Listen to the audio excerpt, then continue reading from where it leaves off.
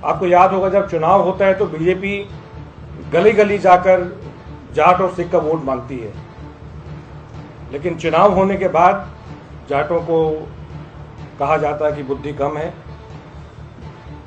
मंद बुद्धि के हैं, जाट पागल हैं।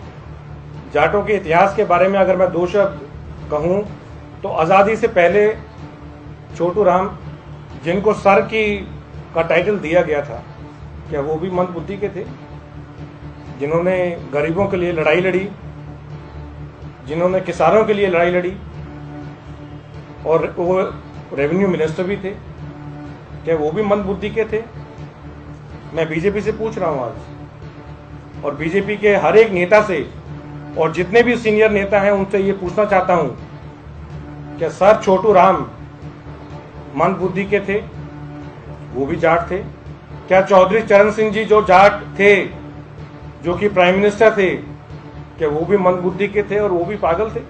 मैं दुष्यंत चौटाला से पूछ रहा हूं ये कि भाई आप भी तो जाट हैं, आप मंद बुद्धि के हैं, आप पागल हैं, और अगर आप मंद बुद्धि के हैं और पागल हैं तो फिर आप डेप्यूटी सीएम कैसे बने हुए हैं? और दुष्यंत चौटाला जी को मैं ये कहना चाहता हूं कि अगर आप मंद बुद्धि के नहीं हैं और अगर आप पागल नहीं हैं तो फिर विप्लव देव का इस्तीफा मांगे।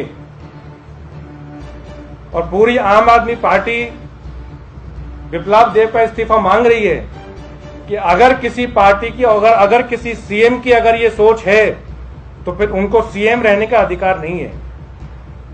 तो हम ये विप्लव देव का, त्रिपुरा के जो सीएम है, उनका इस्तीफा मांग रहे हैं, क्योंकि मैं समझता हूं अगर किसी सीएम की अगर ऐसी सोच है तो उनको सीएम होने का कोई अधिकार नहीं है। और जितनी भी सीनियर लीडरशिप है बीजेपी की, मैं उनसे ही पूछना चाहता हूं कि आपने क्या एक्शन लिया अभी तक विप्लव देव के अगेंस्ट? क्या कोई नोटिस दिया? क्या उनसे कोई जवाब मांगा?